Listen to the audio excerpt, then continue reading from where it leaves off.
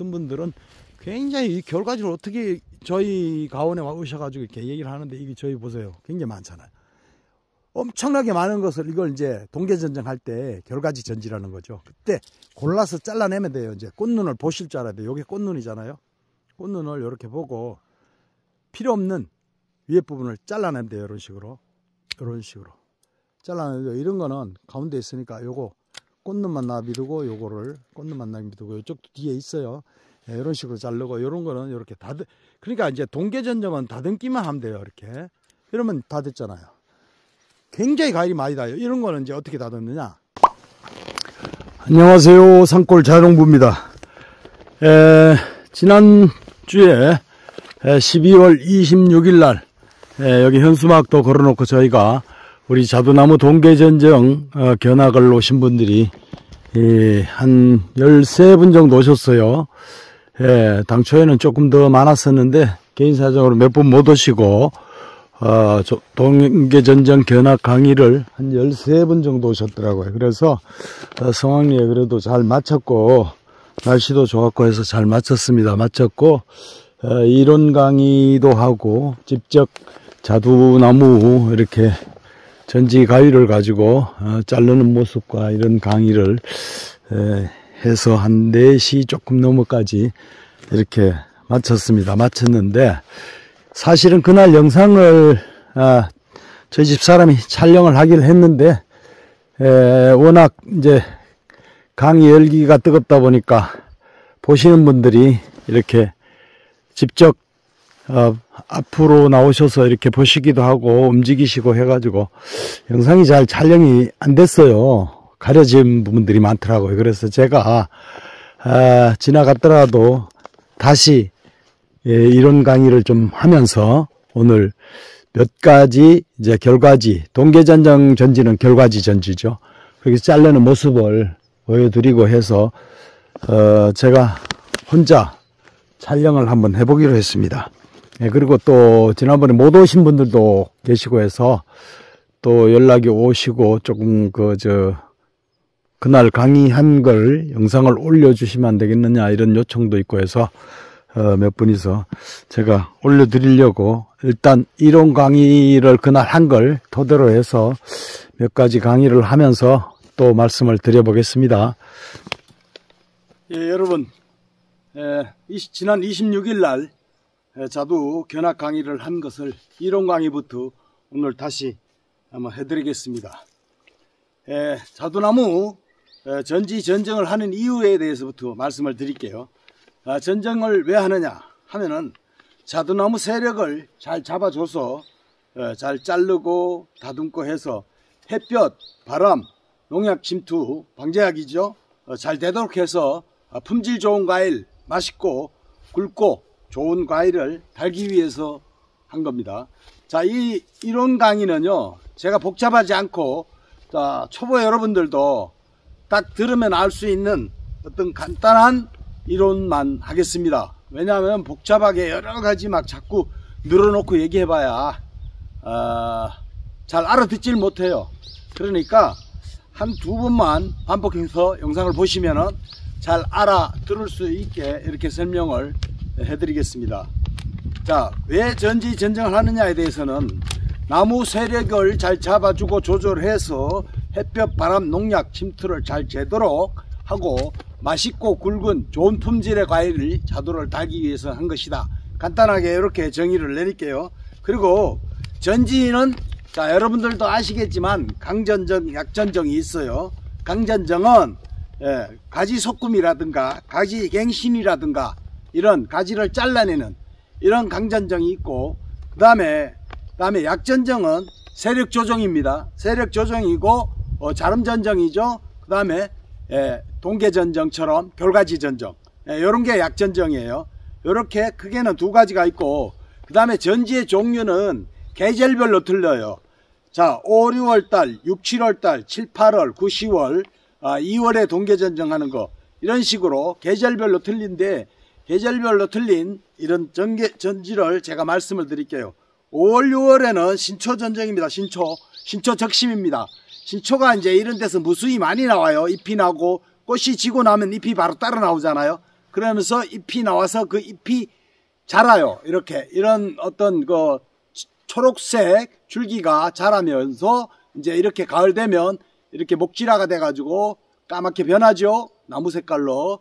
자, 그런데 봄에 적심을 하는, 신초 나오는 적심을 하는 이유는, 적심은 뭐냐 하면 15cm, 10cm, 뭐 20cm 이렇게 자랐어요. 자라면은 끝에 생장점을 잘라 가지고 양분을 못 올라가게 하는 거예요.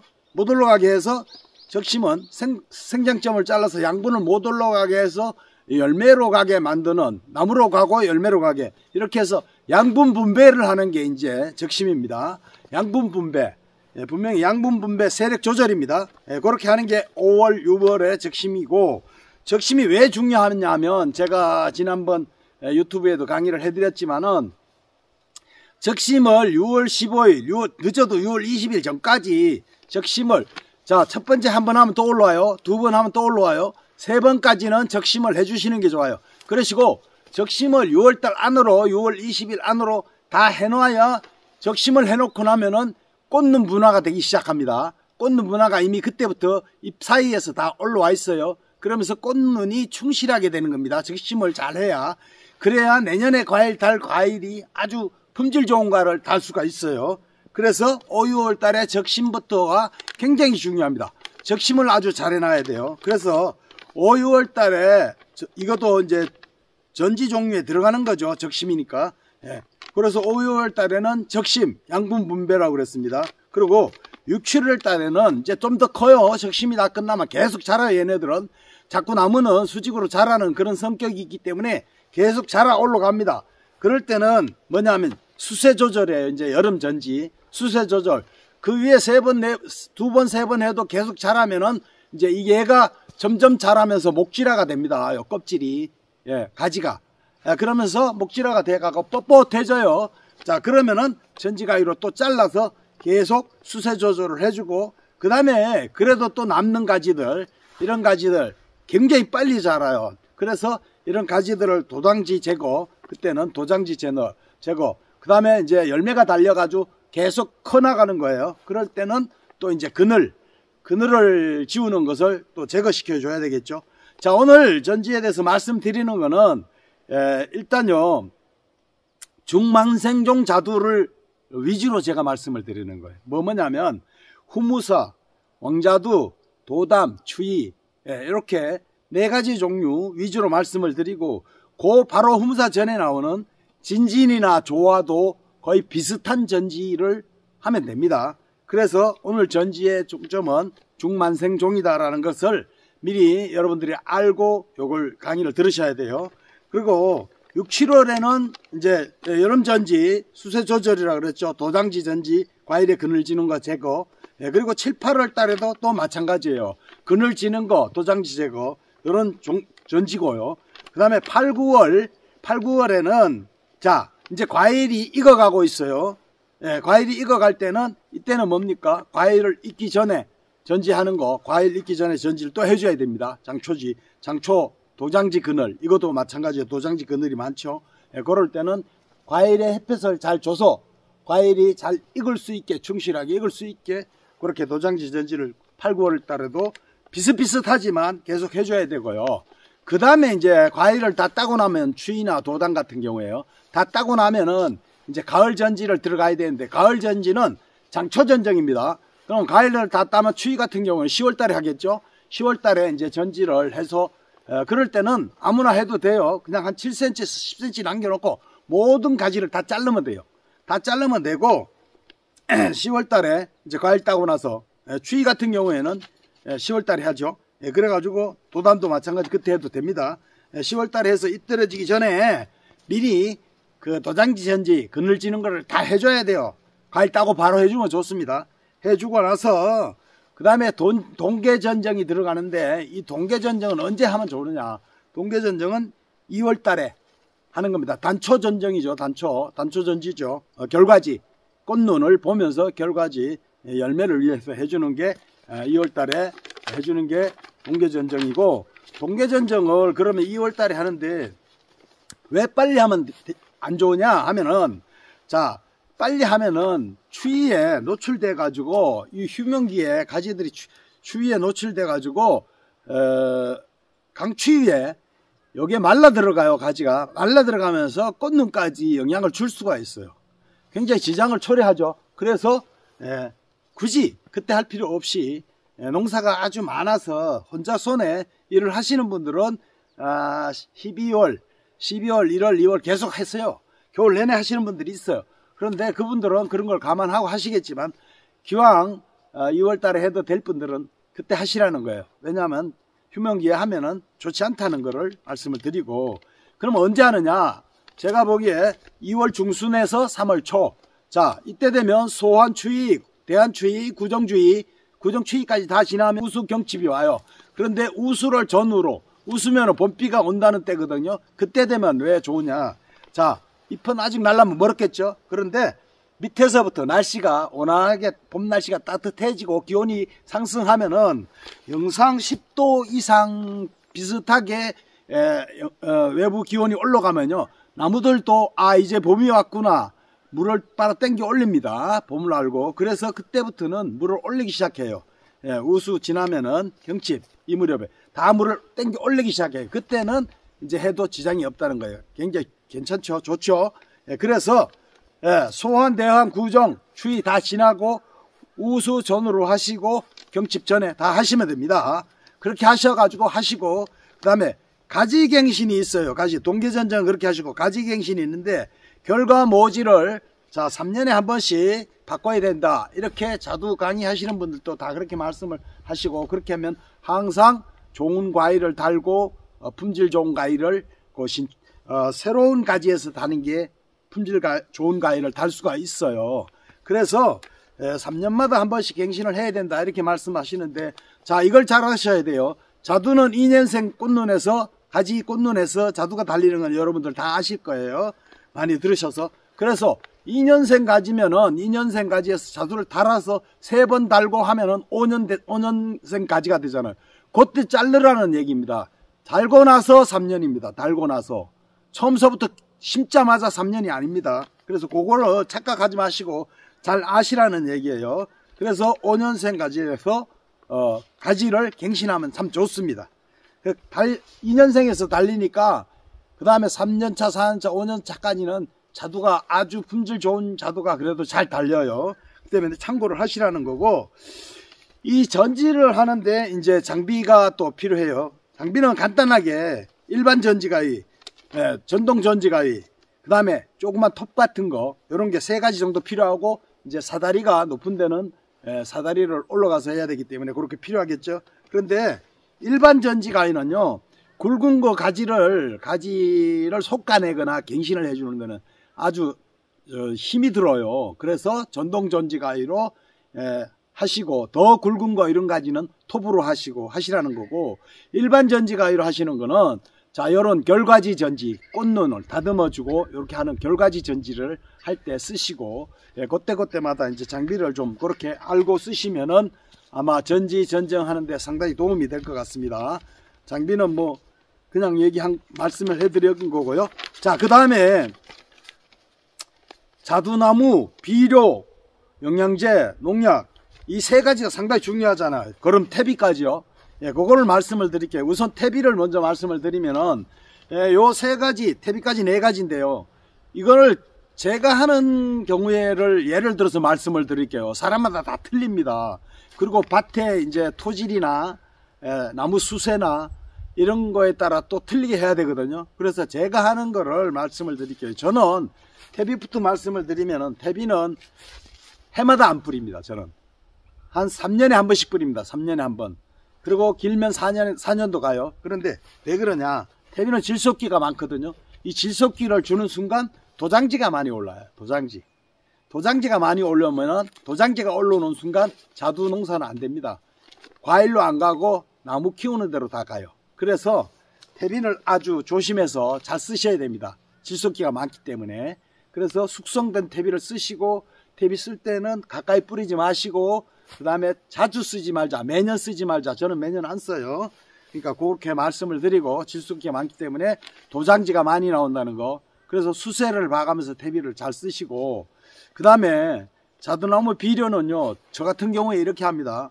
봄에, 자, 꽃 피기 전에, 꽃 피기 바로 직전에 요소를 한 주먹, 큰 나무는 2주먹씩 주는 수가 있어요. 그거는 매년 사용하는 게 아닙니다.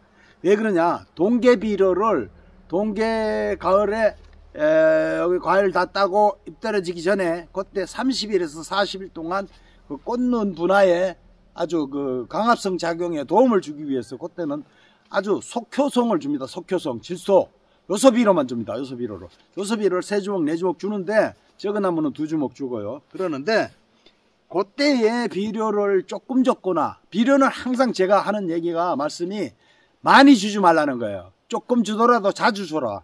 3주먹에서 4주먹, 큰 나무는, 적은 나무는 2주먹, 3주먹, 더 적은 나무, 이런 원래 1년차 나무 같은 거는 1주먹, 이런 식으로 조금씩 줘야죠. 그리고 멀리 떨어져서 주고, 이렇게 줘야지. 비료는 많이 주면 좋을 게 하나도 없습니다. 그래서 비료는 여름, 봄, 겨울 이렇게 해서 어떤 비료를 쓰느냐, 이제 굉장히 중요합니다. 그래서 봄에 꽃 피기 전에는 요때도 요소비료 빨리 올라가서 꽃 피는데 살짝 도움을 줄 수 있는, 어떤 꽃눈이 꽃을 피우는데 살짝 도움을 줄 수 있는 이런 아주 짧은 기간에 비료는 응급처치로 주는 거기 때문에 아주 잘 줘야 돼요. 그래서 그때는 요소비료를 조금만 주고요.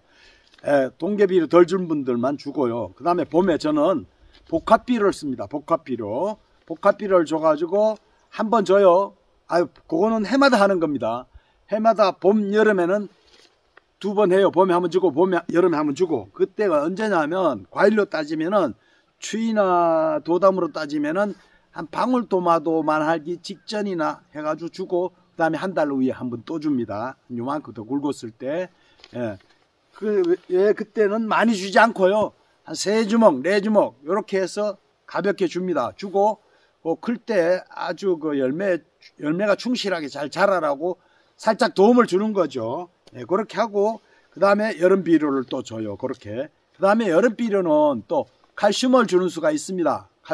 칼슘을 줌으로 해서, 칼슘 비료를 줌으로 해서 아주 과일이 단단하고, 굉장히 여름에 비가 많이 와도 물리지 않고 잘 이렇게 단단하게 자랄 수가 있는 것을 만들기 때문에, 환경을 만들어주기 때문에 칼슘 비료 주는 수도 있고요. 과일을 봐서 그렇게 하고요. 그 다음에 수확 전 한 달에 굉장히 이 비료가 중요한데, 수확 전 한 달 전에는 제가 가리 30%, 황산 30%짜리 요 남해학에서 나오는 게 있어요. 요런 비료를 줍니다. 이런 비료를 줌으로 해서 과일을 많이 수확하기 전에는 과일이 굉장히 세포 조직이 분열돼서 빨리 커요. 빨리 크면서 그 다음에 껍질은 얇아지면서 과가 갑자기 확 커지죠. 어느 과일이나 마찬가지입니다. 사과도 마찬가지고, 익을 때 과일이 빨리 커져요. 세포 조직이 분열이 1년에 한 서너 번 일어나긴 하지만은, 과일 자두가요. 그러나 익기 전에 굉장히 빨리 큽니다. 많이 크고. 그때 도움을 주는 게 이제 가리 30%짜리 하고 황산 30%짜리.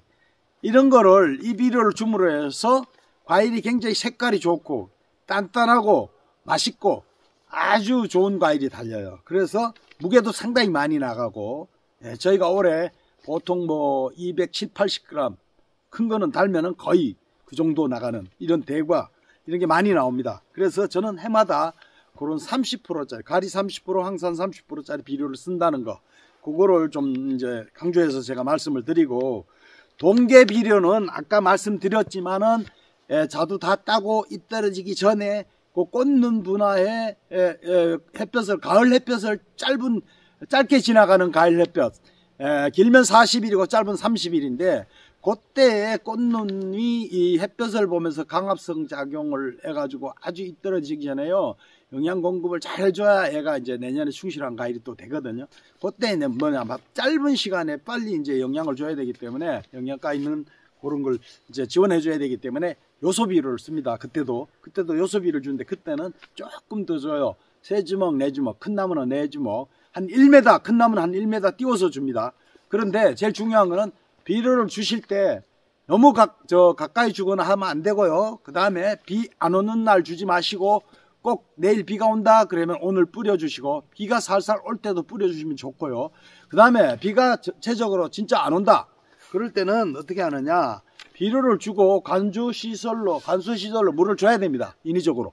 그래야 비료 흡수가 잘 되고 좋습니다. 빠른 시간 안에 빨리 흡수가 돼야 되기 때문에, 그래서 속효성 비료 요소를 준다는 것이에요. 네, 그렇게 하시고, 그 다음에 이 비료도 인산가리나 이런 것들은요 빨리 안 빨아 당겨 올려요. 뭐 보름이나 20일, 한 달까지 가요. 그렇기 때문에 빨리 안 빨아 떼기 때문에 그거는 장기적으로 보고 안목을 보고 이 비료를 주는 거고, 인산이나 가리 쪽은 비료를 여러분들 사서 보시면은 붕소가 꼭 들어가 있습니다. 붕소가. 왜냐하면 걔네들이 인산이나 가리를 데리고 올라가요. 나무로 영양분을. 그렇기 때문에 전달을 하는 역할을 해요. 그래서 그 비료를 사면 0.5%라든가 꼭 이렇게 자세히 보시면 비료 포대기에 써져 있을 거예요. 예, 붕소가. 예, 그래서 그걸 있는 거를 그렇게 사용을 하셔야 되고, 영양제 같은 경우에 저는 그렇습니다. 봄, 여름에는요, 아미노산 4번 내지 5번을 써요. 봄, 여름에는. 과일이 이제 방울토마토만 하기 전에, 그때부터 씁니다. 그러면서 약 칠 때, 이제 방제약을 살포할 때, 거기서 그냥 감미해서 써요. 예, 단독으로 안 쓰고요. 그렇게 해서 1년에 보통 아미노산은 4번 내지 5번을 쓰고요. 과일 따기 전 한 달 전까지. 그리고 봄에서 늦여름까지 과일 따기 요거는 한 20일 전까지 칼슘을 한 5번 정도 같이 사용을 합니다. 칼슘은 이제 요거는 초산칼슘입니다. 초산칼슘은 거의 여름서부터 가을까지 이렇게 쓴다고 보시면 되고, 칼슘을 추위 같은 경우에 어떤 분은 한 10번까지도 하는 분이 있어요. 10번까지요. 그런데 그렇게 많이까지는 할 필요가 없는 것 같아요. 제가 보기에 한 5번만 해도 그 약 칠 때 2번에 한 번씩 건너뛰어서 이렇게 섞어서, 한 번은 아미노산, 한 번은 칼슘. 저 같은 경우에 그렇게 해요. 한 번은 칼슘, 한 번은 아미노산, 이렇게 혼합을 해서 같이 씁니다. 그렇게 하다 보면 4, 5번 자연적으로 됩니다. 개화우 그렇게 돼요. 그러니까 칼슘 종류는 여러 가지가 있어요. 칼슘을 이제 저는 초산칼슘을 주로 쓰고, 가을에만 황산을 좀 쓰는데, 자, 칼슘 순서는요, 질산칼슘, 봄부터 질산칼슘, 인산칼슘, 탄산칼슘, 염화칼슘, 초산칼슘, 황산칼슘 이렇게 있는데, 자, 우리가 세종태세 문단세 학교 다닐 때 역사 시간에 외우듯이 그렇게 외우시면 돼요. 지린, 탄, 염, 초, 황, 이런 식으로 지린, 탄, 염, 초, 황 이렇게 저는 외우는데, 질산칼슘은 보통 아까 비료도 봄에 질산을 많이 준다 그랬잖아요. 그러니까 칼슘 종류도 질산은 봄에 쓰셔야 돼요. 가을에 질소기가 많이 섞인 거를, 질산 종류로 많이 섞인 걸 주면 안 됩니다. 제가 그런 경우를 봤기 때문에 과일 딸 때 질소 요소 비료를 몇 컵 넣어가지고 관주 시설에 물 줄 때 줘가지고, 과일이 내일 모레 다 딸 때 됐는데, 다 익어가지고 딸 때 됐는데 물렁물렁해지는 거, 과일이 물러집니다. 과일 따기 전에 질소기름 있는 걸 많이 주면 과일이 물러집니다. 여러분, 당연하죠. 빨리 세포 조직을 확 펴주니까. 그건 안 됩니다. 그래서 질소는 봄에, 인산은 1년 내내 쓰긴 쓰는데 그때 적절하게 한두 번 쓰시고, 초산칼슘은 1년 내내 써도 된다는 거 그때 아시고, 황산칼슘은 가을에 쓰는 게 좋습니다. 왜냐, 황산은 색깔을 좋게 하고 과일을 맛있게 만드는 거거든요. 그런 영양제라서 그렇게 하시고, 그 다음에 농약에 대해서 말씀을 드릴게요. 방제약에 대해서 저는 2월 말경에요, 동계유하고 유황을 같이 혼합해서 한 번에 처리합니다. 요즘에는 동계유에 섞어서 나오는 어떤 코프황이라는 농협에 가시면 그런 황이 나와요. 그래서 그걸 두 가지를 혼합해서 같이 한번 하고요, 3월 중순에서 말까지 보르도액 66식을 제가 살포를 합니다. 이 보르도액 66식을 하실 때는 가을에 할 때는 제가 살충제를 섞어서 같이 해요. 그런데 봄에 할 때는 저는 살충제를 안 섞어요. 살충제를 같이 안 하고 보르도액 66식만 합니다. 그런데 66식은 두 봉지를 25말용에 두 봉지를 같이 넣어요. 원래 그렇게 나와요, 양이.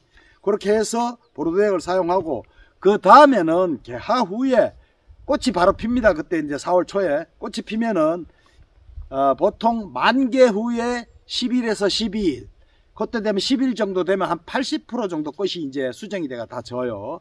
그래서 저는 12일 정도 됐을 때 쳐요. 한밭에도 꽃이요. 위쪽에 햇볕 많은 데는 빨리 피고 밑에 쪽에 좀 햇볕이 덜한 데는 산이 가리거나 그렇잖아요. 그런 데는 가원들이 주로 보면 산옆에 많기 때문에 그런 데는 좀 더 늦게 피어요. 어떤 데는 저희 밭도 일주일이 늦어질 수가 있어요. 일주일이 늦어지더라고요. 그래서 제가 그 시기를 한 12일로 맞춰가지고 이렇게 치고 살포를 하는데, 개화 후에는 첫 번째 약은 마이신계, 요거 살균제잖아요. 마이신계를 최고 좋은 걸 한번 씁니다. 저는 그 가격으로 얘기하면 한 5만원 선 요렇게 되는 거로 20단말용입니다. 20단말로 SS기 한 대용.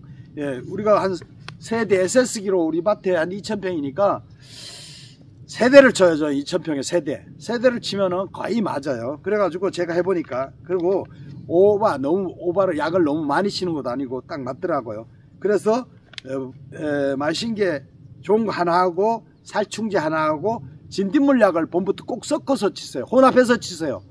그 세 가지는 꼭 혼합을 해서 치시고, 두 번째부터 이제 개화 후 두 번째부터 또 두 번째 약 칠 때도 마신게 또 같이 쳐줘야 돼요. 마신게 약을 개화 후에 한 3번 정도 같이 혼합해서 쳐주는 게 나아요. 그 다음에는 이제 또 살충제, 진딧물 뭐 이런 식으로 치시고, 그 다음에 이제 장마 전에 뭘 치냐면 그 모두싹이나 오보기 이런 걸 한 번씩 예비로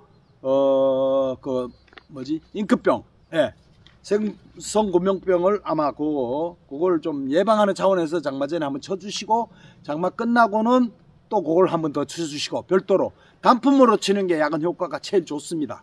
그런데 제가 지난번에 강의 시간에도 말씀드렸지만은 이 농약을 살포하실 때는 물부터 pH 기준을 잘 맞춰야 됩니다. 산도 기준을. 왜냐하면 물의 산도들이 전부 다 이쪽에 저희 지방도 그렇지만 다른 데도 지하수나 그다음 외부의 물이 하천물이나 다 비슷비슷해요. 보면은 보통 일반 물은 보통 7 이상 다 돼요. 저희 쪽에는 한 7.5에서 8 요 정도 왔다 갔다 하기도 하고, 이제 같은 지방이라도 그 지하수마다 다 틀려요. 그래서 그거를 기술센터에 가져가시면은 pH 기준을 금방 알 수가 있어요. 요거는 금방 실험하면 나옵니다. 테이프 하나 넣으면 나오기 때문에, 코로나 검사하는 것처럼 바로 나오기 때문에 그걸 아셔서 pH 기준은 6.5가 기준이에요. 6.5가 넘으면은 이 물이 알칼리성화 되어 있다는 거고, 6.5 이하는 산성화 되어 있다는 거예요. 그래서 우리가 이제 그 7이나 7 이상 나오는 거, 7.5, 7.8 나오는 거를, 7 이상 나오는 거를 거기다가 우리 농약 판매하는 농협이나 이런 농약사에 가시면 초산이 나옵니다. 초산. 그래서 사과밭에 치는 정태 제거하는 산 제거하는 게 있어요. 말통으로 나옵니다. 저는 그걸 갖다 놓고 해마다 써요. 그것도 90 몇 프로짜리 그 산입니다. 산. 그래서 그 산을 알칼리성 물에다가 보통 종이컵으로 알칼리성이 좀 높은 거는 2컵, 낮은 거는 1컵 반, 1컵 이 정도 조절해서 7 넘으면 7 정도 되면 1컵 정도 넣으면 될 거예요. 그래서 7이 넘어 7.5 된다고 하면 한 2컵 정도 넣으시고 1컵 반 정도 넣으시고, 이렇게 해서 농약을 물부터 맞춰서, pH를 물부터 맞춰서 농약 살포를 하면은 약 효과가 극대화되는 거죠. 왜 그러냐면요, 이 농약을 만들 때 농약 회사에서 전부 다 pH 기준을 6.5로 맞춰서, 그 기준에 맞춰서 농약을 성분을 만들어요. 농약이 전부 화학 제품이잖아요. 그래서 그렇게 맞춰서 나오는 거거든요. 그래서 여러분들도 그걸 아시고 물 pH 기준을 좀 맞춰서 이렇게 인위적으로, 그래서 농약을 살포하는 게 좋다는 것이죠. 그래서 개화 후에는 그 이후에 10일에 한 번씩 하시면 되고, 장마철 전에는 일주일이 되든 5일이 되든 전, 후 치시고 살포를 하시고, 그 다음에 장마가 한 20일 동안 지속돼요. 뭐 보름이나 이렇게 쭉 연결되면은 미리 약을 준비해 놓으셨다가 비가 딱 그치면 바로 약을 살포하세요. 살포하시는 게 좋고, 약을 살포하실 때는 봄에는 아침 저녁 낮에 뿌려도 상관이 없어요. 살포해도 상관이 없는데, 여름에는 6월달부터 벌써 덥잖아요. 이럴 때 더울 때는요, 모공을 얘들이 안 열어요. 나무나 나무 잎들이. 그러면은 언제 하느냐, 낮에 뜨거운 그 햇살이 다 지고 나서 저녁에 6시 넘어서 7시 넘어서 이럴 때 야간에 살포하는 게 제일 좋고요. 이거를 그때 되면 이제 애들이 열이 식어서 모공을 열어요. 그렇기 때문에 그때 약을 치는 게 효과가 좋고, 그 다음에 이 나방들도요, 순나방 뭐 이런 흡즙 나방들이 과일이 굵어지면서 굉장히 많이 옵니다. 밤에 내려와 가지고 이 가지 끝에서 전부 매달려 있어요. 나방들이 거기서 잠을 자고 활동을 해요. 과일이 달려가지고 과일이 크면은 흡즙 나방들이 내려와가지고 과일에 이렇게 찔르잖아요. 그러면 스펀지가 되는 거예요, 과일이. 그 과일은. 그런 식으로 피해가 오기 때문에 저녁에 하시는 게 좋고, 효과를 높이기 위해서. 그렇게 하시고, 이걸 정 못해서 바쁘셔서 아침에 해야 되겠다 그러면 스피드 스프레이 SS기를 빈 걸 저는 돌리고 다닙니다. 빈 걸 막 한 1시간 이상 돌리고 다녀요. 그러면서 팬으로 바람으로 날려서 물기로 좀 잎에 있는 물기들을 이슬 같은 거 떨어뜨려요. 인위적으로. 왜냐하면 이슬이 아침에 굉장히 많아요. 너무 많은데 약을 뿌리면은 이슬 떨어질 때 쭉쭉 밀려서 떨어질 때 같이 약이 다 떨어져 버리고 헛일이에요. 그래서 효과가 없겠죠. 그래서 바람으로 좀 이슬을 날리고 그러고 나서 약을 치시려는 거고.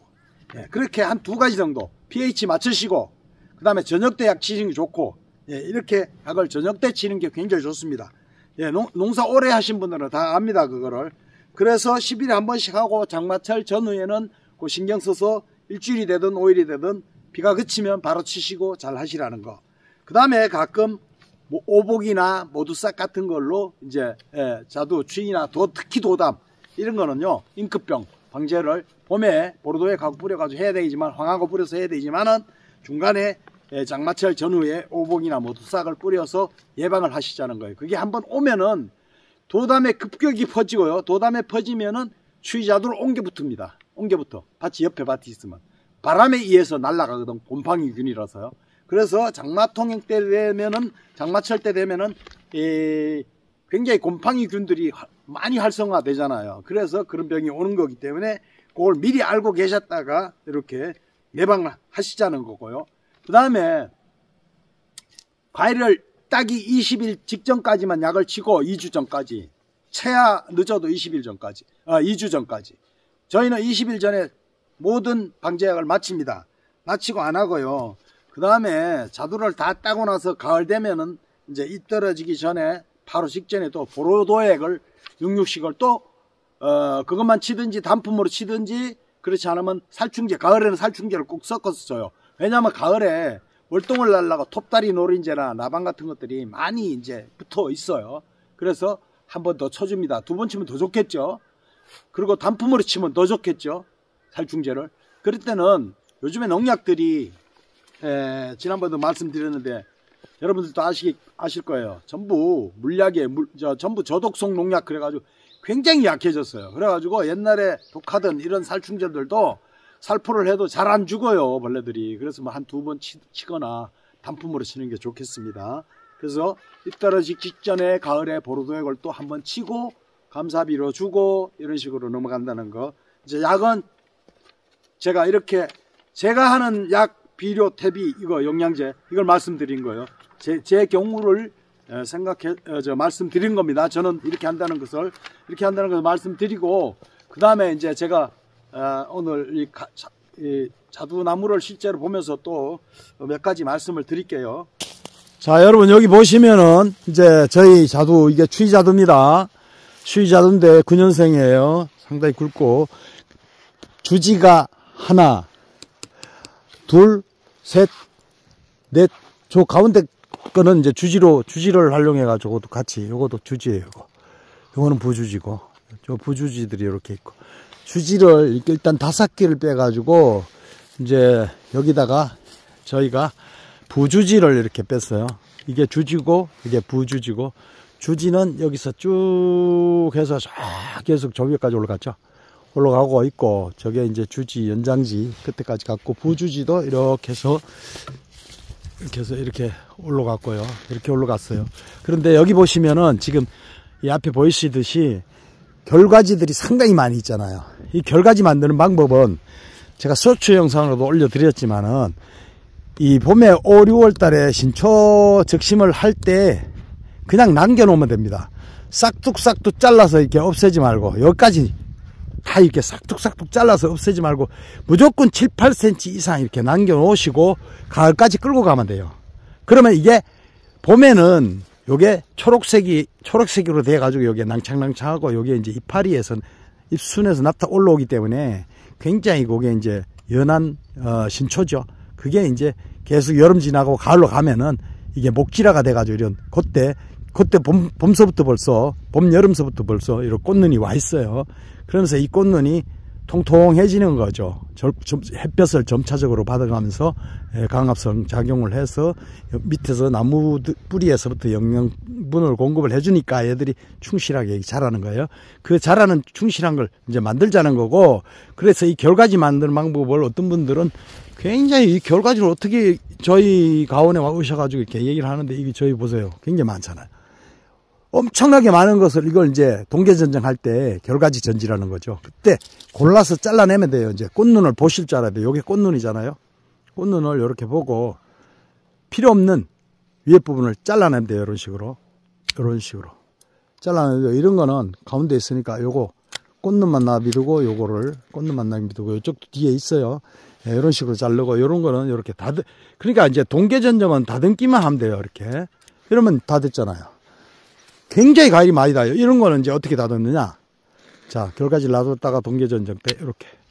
여기는 이렇게. 예, 왜냐하면 위에 게 있으면요. 여기에 과일이 달려있는데 요 위에 게 있으면 위에서 잎이 나가지고 과일에 가려요. 자꾸. 그래서 요 밑에 잎은 괜찮은데 옆에 잎하고 괜찮은데 요 과일을 달려있는 데는 햇볕을 많이 주자는 거죠. 그래서 햇볕이 좌우지가 많이 들어와야 됩니다. 과일은. 그래야 좋은 과일이 되잖아요.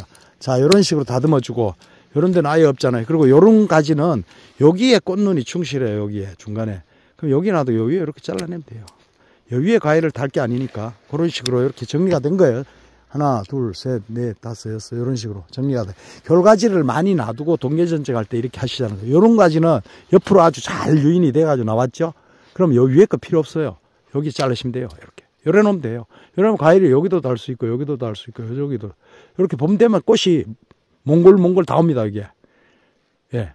이렇게 다 오죠. 그런 식으로 이렇게 자르고, 요것도 지금 여기에 꽃눈이 있고, 여기에 또 꽃눈이 있잖아요. 이럴 때는 요 위에 거 필요 없어요. 왜냐하면 자꾸 꽃이 다 피어가지고 이걸 다 관리하려고 그러면 자꾸 여기 과일 달아서 따먹을 게 아니거든. 여기에 달아도 되거든요, 올해는. 그런데 내년에 되면 자꾸 이거 올라가요, 꽃눈 고가 이게 따라서 올라가요. 왜? 이 밑에는 자꾸 햇볕을 너무 많이 봐가지고 이 목질화가 돼가 여기서는 잎도 없고 꽃눈이 없잖아요. 이런 건 죽어요. 이렇게 죽어요. 태야 되잖아요, 이렇게. 이런 거는 싹 다듬어내야 돼요. 원래 이런 거를 분재 다듬듯이 싹 다듬어내면 돼요. 이렇게. 이것도 그렇잖아요. 죽어 있잖아요. 필요 없어요. 그럼 다듬어내고, 여기서는 이걸 어떻게 하느냐. 그럼 여기하고 꽃눈이 있잖아요. 그럼 여기에다 잘라버리는 거예요. 이렇게 아주 예쁘게 잘 됐죠. 그냥 이런 식으로, 예. 이런 식으로. 이렇게 하면 여기 바글바글 오고, 여기 오고, 다 옵니다. 그리고 이런 거는, 요런 또 옆으로 지나갔잖아요. 이거는. 잘 보세요. 자. 요게 이제 부주지인데 이렇게 옆으로 겨울가지가 잘 나가 있죠. 요런 걸 많이 만들으시라는 거예요. 옆으로 이렇게 위에 서 있는 것보다가 위로 선 것보다가 옆으로 있는 걸 많이 만드시라는 거예요. 이런 걸 많이 만들어서 어떻게 하느냐. 이런 거는 요 꽃눈이 여기도 있고 여기 다 보이시잖아요. 요거는 이제 여기다 이렇게 잘라주면 돼요. 그럼 끝이죠. 그럼 여기서 과일이 아주 좋은 과일이 달린다는 거예요. 그래서 이런 식으로 유도를 하고 다듬는 전지입니다. 겨울가지 전쟁은. 그러면 여기에서 지금 나무가 요것도 서 있고 요것도 서 있고 요것도 있는데 여기에서 과일을 많이 다는 게 좋아요. 여기에 지금 서 있는 나무 요거는 아예 죽여버려요. 죽이면 됩니다. 없애버리고 여기서 요건 내년에 더 굵어져요. 굵어지면서 꽃눈이 충실한 게 또 옆으로 있는 거예요.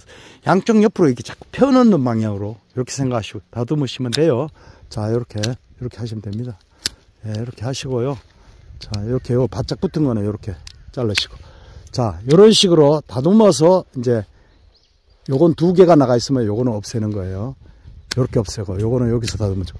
이런 식으로 동계전쟁을 하시면 돼요. 이제 여기 요만큼 다 됐죠. 그러시고 중요한 게 있어요.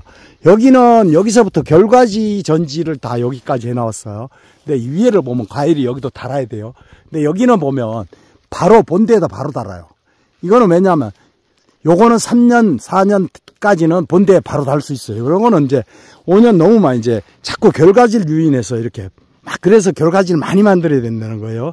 자두나무가 나이 먹었다는 얘기예요. 여기는 햇볕을 많이 봐가지고 겨울가지에서 달아야 된다는, 그래야 좋은 과일이 달려요. 여기서는 안 달리잖아요.